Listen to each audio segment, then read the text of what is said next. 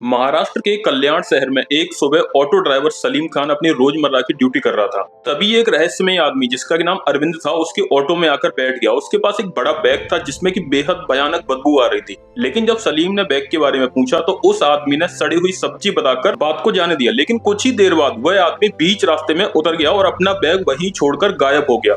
सलीम और आसपास के लोगों ने जब बैग को खोलकर देखा तो उनके होश उड़ गए।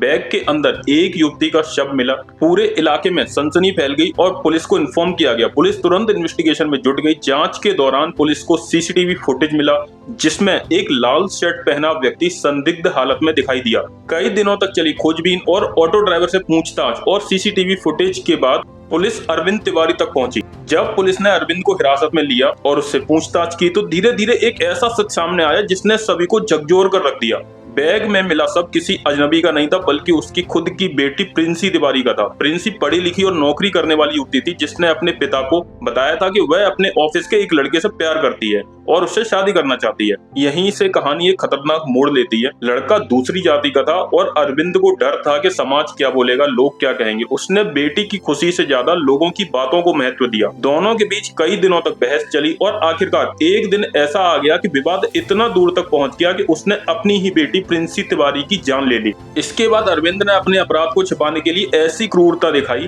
जिसकी कल्पना करना भी मुश्किल है। उसने सबके टुकड़े किए और उन्हें अलग अलग जगहों पर ठिकाने लगाने का काम किया। लेकिन किस्मत ने उसका साथ नहीं दिया। ऑटो ड्राइवर की सतर्कता और पुलिस की मेहनत ने उसकी साजिश को अंजाम तक नहीं पहुंचने दिया। अंत में डीएनए की जांच हुई और पुष्टि हुई कि वह सब प्रिंसी का ही था। अरविंद को गिरफ्तार कर लिया गया। जिस पिता ने अपनी बेटी को पाल पोस कर बड़ा किया वही उसकी मौत का कारण बन गया। अगर वह अपनी बेटी की पसंद को स्वीकार कर लेता या फिर वो थोड़ा सा दिमाग से काम लेता तो शायद उसका परिवार आज भी खुशहाल होता। लेकिन समाज के डर और जाति के अहंकार ने उसको अपराधी बना दिया। यह कहानी सिर्फ एक हत्या की नहीं है बल्कि सोच की भी है जो समाज और परंपरा के नाम पर इंसानियत को कुचल देती है। आखिर में अरविंद ने अपनी बेटी को खो दिया, अपना परिवार खोया और अपनी पूरी जिंदगी जेल की सलाखों के पीछे बिताने के लिए मजबूर हो गया।